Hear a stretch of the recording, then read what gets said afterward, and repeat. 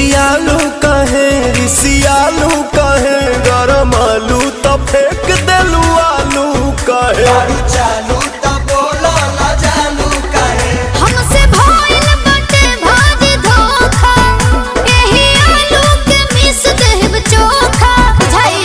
देबू नहीं खाए तका बोला हम कमाए चितर कूट जाए अरे दिल टूट खाए है दिल टूट खाए अच्छा तोहरा राजा जी के दिलावा टूट जाए